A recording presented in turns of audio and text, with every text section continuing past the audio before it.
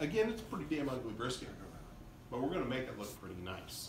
Okay, first thing I've done, I've already cut through here. That's how I'm going to know how to actually slice my brisket. A little bit about the knives we're going to be using today. 3 different knives.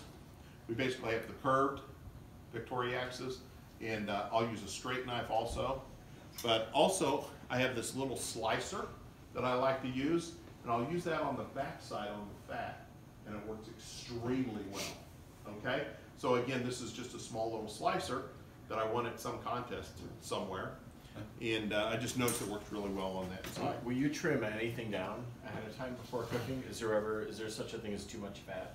Absolutely. We're going to trim down today. Okay. Yeah.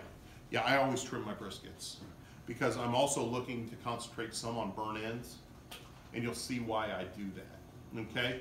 Now in competition, would I trim a little different? Absolutely. But this, we're going to concentrate on this knot right here, or the decal, or what we call the burn ends, because that way you can get multiple cuts of the meat out of this guy. So the first thing I'm going to do, this is going to be our separation between the point.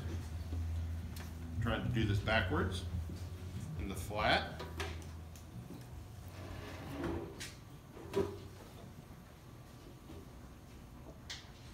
You better know this after 15 years. Gotta take one last little look here, okay.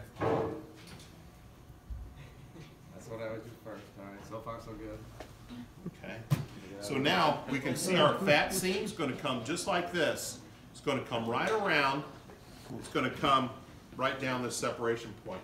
So every muscle, fat has a separation point. There's cartilage, there's fat, there's something separating it. That's what we're going to do. So this muscle right here, see here, we're going to pull right through here.